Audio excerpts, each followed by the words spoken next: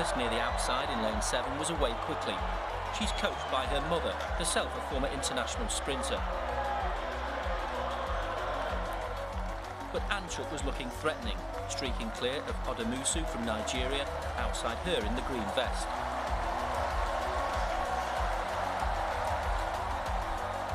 Last week we promised you a special guest, and today we deliver. One of the fastest women from Jamaica over the 400-meter hurdles joins us this week. Her name is Kaliese Spencer, and she just collected her bronze medal at the Olympic Games after finishing 4th in this race that you're looking at right now, but eventually upgraded to bronze. She joins us this week on Out the Blocks. Of course, I'm Leighton Levy, and with me, of course, is the morning prayer man, D Major, and of course, none other than Kaliese Spencer or Kaliese Carter, depending on where you're calling her from. But of course, remember, if you haven't done so already, subscribe, like, and share our content here on the SportsMax platforms. Of course, welcome to the show this week. As I said before, we promised you a special guest, and special guest there is. Kaliese, welcome back to Jamaica. Congratulations on your bronze medal. Of course, 12 years in coming, but better late than never. Thank you so very much. It's good to be back home after having such an awesome time in Paris, despite our results. I really can't say that I didn't enjoy myself. I really had fun. Yeah, but the reality is that everybody says we got 6 medals in Paris. We actually got 9. Definitely, we got 9. 3 brought, you know, after what we were going through, oh my God, we really needed that. The extra boost, you know, for the medals. But talk to me, what was the experience like? I mean, you mentioned it was great, but what made it great for you in Paris? Okay.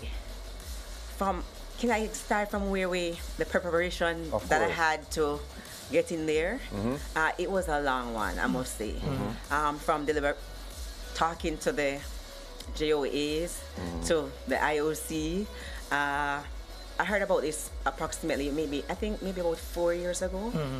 It came up, and then we didn't hear anything about it. Then I was told we won't be getting that medal, and then it came up back in 2022. It came up in 2017, then 2019, and then 2022. Wow. So it was a long process. So after hearing that it was disqualified, she was disqualified. This is Anchuk. Natalie Anchuk, who the one she didn't appeal, so the AIU disqualified her from the event, and so I was upgraded, thankfully. So I'm very happy about that. We know we're talking about fair sport, and happy that they really did something about that, and I'm really pleased with that. So after going around all that, you say it was confirmed now that you would receive your bronze medal in 2022? In 2022, okay, yes. Okay. And then 2023 it came back in the papers that officially that I would be receiving the bronze medal. Yeah. Okay. So landing in Paris, of course, it was the opening ceremony was a rainy day. Were you part of that, or were you just watching from the sidelines or watching on TV? Actually, I was still in Jamaica at the time. Okay, cool. Yes, because I left late. The IOC actually gave me a few days in Paris, which was fun. And I went a few days before and stayed with some friends and had fun. You have friends in Paris, so you're large. Big things. Yeah, so I actually went to Belgium, which is not far from Paris, and we drove over to Paris. Okay, that's nice. Yeah. Nice. And of course, one of the most important things, I have to bring this up, your best friend was there with you in Christine Day. Big up Christine. Big up Christine. Christine is always behind me 100% from day one. From when we met at UTech in 2005, yes, I know the friendship has never ended, and I'm so grateful to have her despite what I'm going through. We are always there for each other, so I'm very happy for that. I always admired that friendship my that God. you two have from them. Let me ask you, Kaliese, how did it feel? I mean, going through the rudiments of going to Olympic Games, but this time you're not competing. Like, did it bring back any kind of feels, or did you miss going through the routine of competing? Can I be honest with you? Yes. It was hard to let go from track and field because I wanted to get an Olympic medal so bad. Yeah. But you see when I went there and I wasn't competing, oh my God, it was a sigh of relief. It was the first time. The first time I actually enjoyed being at an Olympic game or a championship. You got a chance because I got a chance to go out and enjoy myself and just be free. I'm always like thinking about the races, what am I going to do now? And then when the heats come and I don't get where I want to go, I'm like, oh God, I have to go there tomorrow. I have to get it together. So it was totally different from that. From the competition field of things. Right. But let me you mentioned that. Going back to 2012, I mean, you were among the fastest in the world that year. Give me an idea of how the final played out in your mind. 53.66, which was, I think, a time that I think you probably would have been disappointed with, I'm assuming. Give me a sense of how that race played out for you. I take it back to 2011, where I ran 52.79. Yeah. I was in great shape then, got injured after, and I had the world champs. Then 2012 came, I was also training hard, but every single year there's always an injury popping up. Right. So I was training well, went out there in the heats, I felt good. In the semi, I just don't know what happened. And that I decided, okay, I have to get it together in the final. I'm out there in lane 9, nobody's in front of me. Right. I have to just give it my best shot. I run blind. Right. Right. I tried my best. Unfortunately, I wasn't on the podium, but I You actually are. Yeah. at the time. Yeah. But I'm extremely grateful now that what happened, and I guess it's never too late. There's a question that we've always asked. Sorry, DJ, for mention that a lot of people don't understand what it's like when they say we're running blind, but you're not seeing anybody behind you. So the strategy, whatever strategy you have, will have to be adjusted perhaps because you can't see the field, so you don't know what the field is doing. What's it like? Is it like running like a scared hare? You're just letting it all out from jump, or is it that you're still running within your race plan? Definitely within my race plan. I'm always the type to just go out. I'm very strong, so my coach always said, get out from start. So that's what I tried to do. I think I executed up to 300 meters, but then I just felt a little flat. So I just tried my very best to finish as best as I possibly could. Yeah, that's actually what I wanted to hear about, seeing that you were in lane 9. But Kaliese, give us a little history, for those who don't know, like where you started, track and field, where the real interest started, and when you started, specializing in the 4 hurdles. Okay, it began in 3rd form. Okay. Not in school. Yeah. This is coach, Manning's. right? The coach was actually my biology teacher. Okay. One day I saw him on the field, What a and I was like, right. And I saw him on the field. I was like, Mr. Hughes, I come into your training. Yeah. Jokingly. Yeah. He was like, yeah, man, come. So it was close to the December coming up, so they had a camp. So I went to that camp, the December. And I was trying events. I tried high jump. Yeah. Oh my God, that was terrible. Long jump, I fell on my face. Wow. And I was just trying everything to see where I was. Right. Yeah. I did 200, the 400, and eventually I did the 2 and the 4. That was my first event ever. And I did that at Western Champs. I did pretty well. I was competing against Sharika Williams, which was fast at the time from Stets. Yeah. And Why I was perfect. I don't know if anybody remember Landy K from Montego Bay High. Right. Okay. So those were the girls that were down there who were doing well at the sprints. And I came 3rd, so I was grateful then. But there was a last chance. You have a last chance coming to champs that you try to qualify for events. Okay, yeah. So my coach had me do the 800 meter. Yes. Oh. I went and I did, and I beat the girl that won at training for it. Western Champs. Wow. And I qualified for champs. So that same year he said, okay, then I'm going to have you do the 400 meter and the 800 and not the 200 meter at champs. That champs was 2000 or 2002 that the World Juniors was held in Jamaica? 2002. Yeah. It was held at GC Foster. Right. And I actually got a bronze medal at the 800 meter, my first time competing at champs, and I got a bronze medal. Then I just took the 800 as my pet event. Ran the 8, ran the 4, was very competitive with the traditional schools for those events, the home with the Edwin Allen, and I went to champs the following year, and I went to the finals. Didn't get a medal. It was my first year in class 2. Second year class 2, I won gold at champs, the 800 meter. Wow. Fast forward to the next year. I went to the finals, but didn't get a medal. I had another year to go back to champs, but I chose to go to UTech. Yes. Could go overseas, but I wanted to be where Asafa Powell, Sharon Simpson, Bridget Foster, and I said, okay, I'm going to stay in Jamaica. I'm going to try this thing out. Went to MVP because I heard that Stephen Francis wanted me. He always watched me and like, stride in action. So he was always just watching how I ran from that time. And that's where I began doing the 400-meter hurdles. Yeah. Eventually, I did it 1 year at Champs too, just for points. My final year at Champs, I did it for points. And when I went to UTEC, I thought that I would be doing the 800-meter. Lo and behold, he said, no, 400 and 400 hurdles. And the 400 hurdles would be your pet event. I cried. That first year at MVP, Kaliese, what was it like getting acclimatized now to, to this level now of the competing?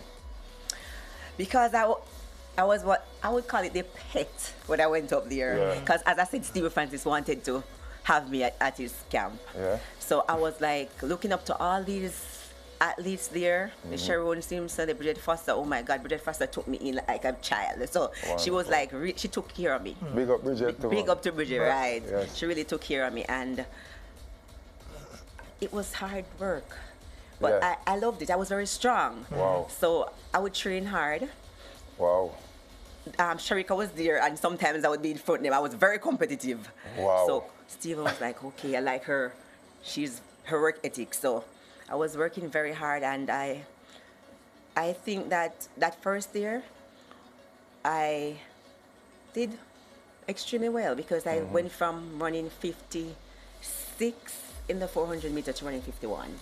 Wow, that first year. That was my first. That's a big drop. First season at MVP, and from running 1 minute 3 seconds to running 55. Oh. Yeah, the following year. So it was a great transition for me. As Mr. Layton said, I won World Juniors 2006. Yeah. And that was it. And that brought you to global recognition. Right.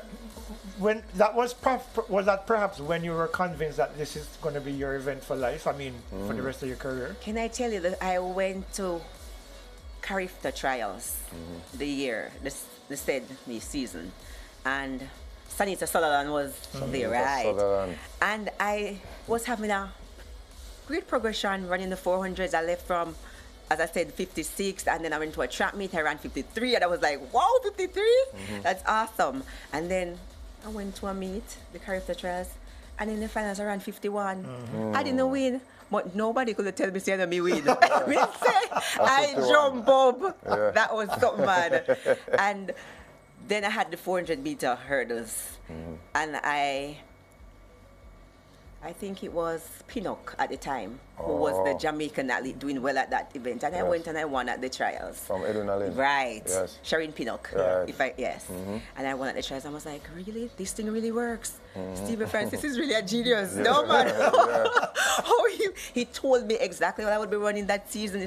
And I laughed at him because I said, from that to that, impossible. Yeah. But when it really happened, I was crazy. And that's when I started believing that it could have happened. Yes. Your career has been impacted a lot by injury. Periodically, as you mentioned, it's a physical sport. You've had these issues with injury right across the platform, which eventually led to your eventual retirement when you announced it last year. What was that like in terms of knowing what you're capable of, but not able to execute it because your body is not cooperating with you the way you would like? And it was so strange because there were times that I wouldn't be able to compete. I'll be watching training, right? Sitting down, because even if you're not training, you have to be there. You know, there are other things that you can do. I'm just not running. And it was frustrating sometimes because I would be in the shape of my life and then something just happened. Yeah, because I think after you ran the 52.7, you got injured right after that. I had a quad injury. My quads were weak. I was very weak. I was tiny. I remember Fana gave me a lot of Lasco to put on some weight. I was so skinny. Jamaican go to. Can you imagine? They give me a whole lot of Lasco, drink this, and I would get my Lasco every month, my 50 bag of Lasco, and I would, I tell you. And then one day I was like, Fano, I can't manage. I feeling a little heavy. He was like, oh man, you're good, man, you're good. One day, Fano saw me at the track and he was like, who that? Couldn't recognize you. No, but I was telling him that I'm not able to manage the program right now because I'm feeling a little heavy. And man put me on diet. I had to go on a water diet to lose some of the weight. But eventually, it was 2009, that same season, I got my breakthrough as a senior athlete as well. I went to the World Championship. So were you one of those athletes that loved the track workout but hated the gym? Exactly so. Okay. And that's the 2009 was the season I started doing the gym work. I would go in the gym for the entire 2 years, 3 years, and I lift the same weights every single day. No improvement. I would run from the gym. Plyometrics, because I couldn't do it properly, I wouldn't want to do it. Which is very important. Yeah, so most times I realize when you're young, after a while you realize, okay, you have to do more to get to do better. Tell me something. Was it 2011 that you were disqualified in Diego? I can't remember what year. I was disqualified in 2013. 2013 in Russia. In Moscow, yeah, that was Moscow. Because you look really good in the heats. Oh my God! And I was like, yo, she ready for this year. What was that experience like for you when you heard that you were DQ'd? I was in the shape of my life. Nobody could tell me I would have break that world record at the time. Yeah, because I was feeling so good. You see, when I crossed the line and I saw the time I ran in the heats, I was like, really? I stopped running from 300 meters. So to see 54 on the clock, I was shocked. And then to go around the back, getting dressed, I look up on the DQ. I held it in, but as soon as I reached around the back, where my coach was, I bawl, I holler. He was like, stop it, act like a champion. I was like, oh my God. I felt so disheartened. And then again, they put me in the 4x4, and then the 4x4 got disqualified. So it was a terrible championship for me. Terrible championship. It was very bad. When did you confirm that you were disqualified from the flat event, though? When I went around the back, I saw it on the screen. As in the warm-up track? No. I was getting dressed in the room they call it room. In that area. Oh, wow. So I saw it, and I was like, really? Yeah, That was crazy for me, though. Let's jump forward to this past summer. When they put that medal around your neck, you were sharing the experience with two other Jamaicans, Chelsea Hammond, of course, Bev McDonald. Two women who you never would have met because they were before your era. What was that exchange like? What was that experience like from all? Because you are in the pantheon of Jamaican athletes who have done well, exceptionally well in their respective events. What was that experience like? What were the conversations like with the other three? I actually saw them a few days before because we were all there at the same hotel. And they were very, very warm and loving and kind. Chelsea she's such a warm person. She's very friendly. And it was so good just being with them, going to the track meet, watching the events with them. Even after we had the medal ceremony, we went out and we took pictures in the night. So they were very, very nice. I even have contacts for them even now. So nice. So it was really great. New friendships. Right. That's one of the fantastic things. But going back again to that, when they put it around your neck, 12 years later, was it the same feeling? Was it what you expected in terms of know that the medal is finally yours? It wasn't the same feeling that I would have felt then, but it was something. A sense of relief and joy, knowing that even after so many years, I was still able to accomplish this. Wonderful. This is in history books, right?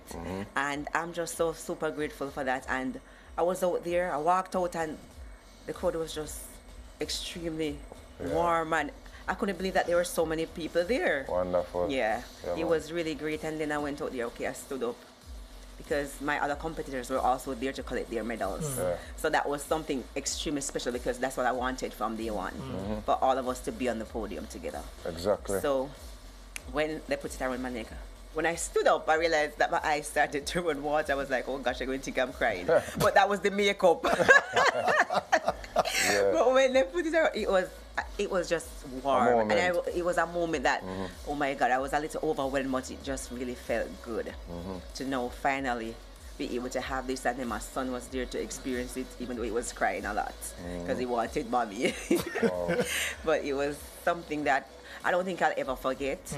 And that is, it's just unbelievable. So do you do anything now, like physical, like you stay in shape in any form? Occasionally I work out. Trust me, it's because after so many years, I get up 5 o'clock on the track, go back in the afternoons, you get home late, and the routine continues every year for 11 years. So it's so hard sometimes to really do that, unless I really have company and stuff. But are you just loud Alaska? I definitely let that go a long time ago. Definitely. But you were doing it up to a couple of seasons ago. Because I remember up training one morning, I went to interview Stephen Francis. Funny enough, it was the morning when after Elaine had left MVP, and you and Christine were there training, and I was like, Kaliese back in the camp. Yeah, up to 2022. I think I heard some stuff what like was that. that year like? I mean, getting back into the camp after so many years old. After having my baby, I went back. I was supposed to go back before I had a child, but I got pregnant, and then I took the year and told him that I would be coming the following season. I went back, and it was really good. And because I was more mature now, and I was a older athlete, the younger ones, I was able to just give them a little encouragement and stuff. So it was more like just being there for them than even myself. Right. Because I've had so many experience over the years, and sometimes I wish I had somebody to tell me some things that I know now. That's what, yes. So I definitely felt good. And even up to date, even though I've been out of training for a year and a half, no, approximately 1 year, really. Because I was still training, but in and out. Okay. I still go back and I still contact them and I still talk to them and encourage them. That's good, Kaliese, and I want to encourage you to continue doing that. Because I think these young athletes, that they need to understand certain things, before they really jump into the fire or off in the deep end. You know what I'm saying? And certain things are very important. They have a wealth of knowledge, being so experienced that they can pass on to them, Definitely, Yes, because I've been there, done that. I know that, oh my God, I've made so many mistakes. I wouldn't want them to do that. So I really try my very best to, not that all of them will really listen, because you know how people are, but I definitely do try my very best to encourage them. As you mentioned that, you and the JOA have an agreement, I think, for you to do some similar work like that. I mean, give me a sense, have you have a clear idea now of what is it that you'll be working with the JOA with? It's not 100% completed, but I definitely be collaborating with them on just going out there to encourage mentorship. Mentorship, and also just to help with the other parts of the federation in terms of, you have past Olympians and the upcoming ones, to just see how best we can come together to make the things work. So this would be the earlier, like the younger professionals for our high school athletes? I think maybe the high schools and maybe the younger professionals. Okay. I can't clarify as it. Right, yes, okay. So yes. One of the things that I'd like to see, though, is for us to start documenting people like yourself, people like Shelley, people like Madeleine Walker, Dion Hemmings, you guys who have done great. I mean, because you're the third fastest Jamaican. 52.79 is only exceeded by Rochelle Clayton's 52.51 and the 52.8. 52.4, sorry, from Madeleine. Yeah. Right. I think there should be like a book written that should be shared among young aspiring athletes. Definitely. Yeah. Because I think one of the things that I think we don't do very well in Jamaica is that we don't document our greats as well as we should. I mean, books have been written about Usain Bolt. Shelley has a book. But in terms of the overall body of work that our athletes have done, I think there needs to be some. Because Jamaica's had a significant impact on the world in terms of track and field. Definitely. I mean, because even before you're now medal in 2012, Madeleine won in 2008 and 2009. 2011, I'm trying to remember what happened in 2011, but I think was it Demos who won in 2011? I'm trying to remember who won in 2011. 2011. But regardless, I think it was Hanover. Yeah, Hanover. Sorry, well, yeah. So the reality is that we have this strong body of work that we don't let our youngsters know about. Yes. Exactly. And I think a big part of why the US and some of the European countries do well is that they have a strong sense of what their History. the people whose shoulders they stand on. And I don't think we do a good enough job of in terms of Jamaica. Is that something that you would love to see? Because even when you go on the teams, Say some names, oh my God, they have a lot of athletes there from the past on their teams. Wow, so they are really giving back to that, and that is so true that that is something that we athletes need to really get involved and do. And as I said, I'm moving into that direction right now. So I hope some of the athletes, past Olympians, world champions, will come along as well. Absolutely. Your PB, Kaliese, is 52.79. 79. Okay. What are your thoughts on where the event is today? Oh my God. 52 is now 54. 52 was an elite club at one point. Yeah. Yes, I clearly remember when 52 was an elite club. Remember, the world record of 52-3 It was stood for almost 52 3 years. 52-3. And when 51 ran the first time, I was like, really? Yeah. And it led from 51 to now 50.3. 50 point, yes. And I thought that Delilah was doing something extremely like an super, alien, yeah. right? And then here comes so many other athletes now. Exactly. It is so crazy that we went to the championship and hoping we would get a medal, and Fifth. we were fifth with 52-6. 52.5. Russell was 52. 52. Yes. Russell was 52. 52-6. 52-68. And missed the podium. And right, By she far. was fifth. How? By far. How? And as I said, Mr. Podium, No, by far. yeah. Like how? Yeah. Like- 50.3 to 52.6 are more than almost 3 seconds. Exactly. The game It's has changed completely. That's a big Totally. jump. What do you think it has, though? What do you think has changed? I believe that people maybe are more hungry now. And I realize that more of these athletes, they're running a lot of 400s. And they're stronger, they're faster. Yeah. And I think Anna is from the same club as what's her name? Delilah, Yeah, Delilah right? Muhammad, yeah. So I was expecting her to do well. I was watching her Yeah. from the season began. And I was like, but 51 though. I 51, was yeah. expecting that. Yeah. I knew that it would be close for the toss-up for the bronze. Yeah. But I never knew that she'd have reached the 51 levels. Right. Yeah. And I just believe that technology has changed. I think we Jamaicans probably need to get along with the game right now. We need to maybe be more serious in terms of training when it comes down to that, because those Americans are not playing. They take the diet serious. Right. They are very serious. When I was running, I never cared about dieting. Wow. I just had anything and I went out there, but these Americans are serious about that. Right. So they have a strategy that they use every single day, routine and all of that. And I think that's something that we lack in as Jamaicans, especially when we train out here. So I think we can improve on that as well. You mentioned the technology. Uh-huh. Do you think the spikes have a lot to do with that as well? The spikes and maybe the timing system too. Who knows?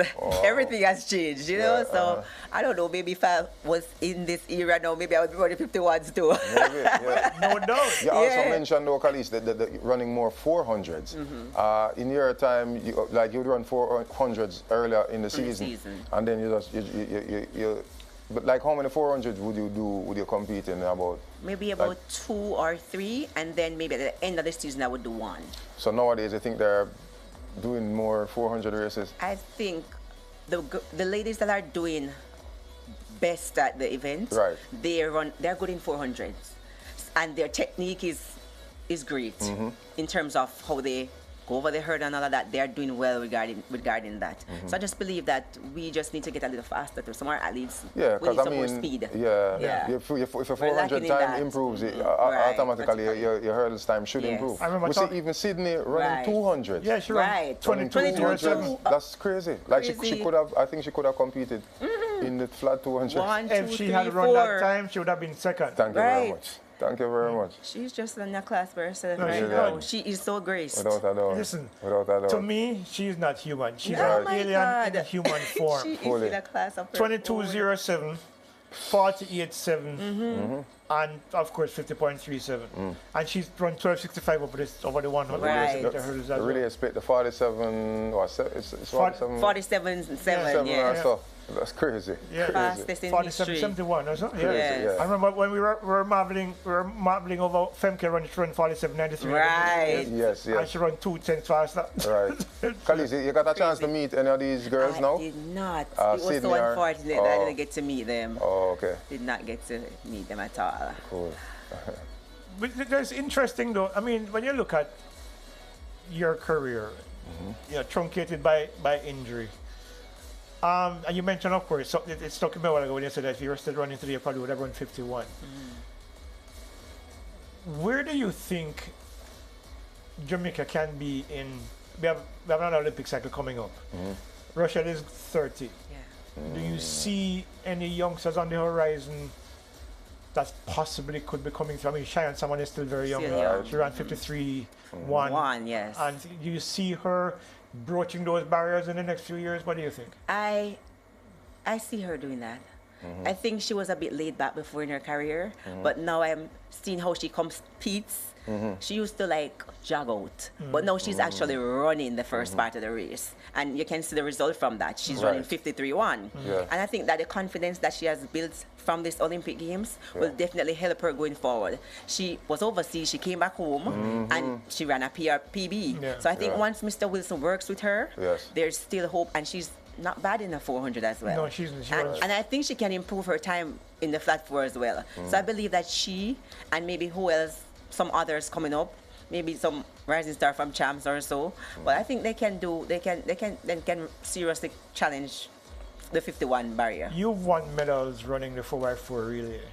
How disappointing were you that we didn't get a single medal in the relays in Paris? Oh my God, I was expecting one, but then I wasn't disappointed because it happens.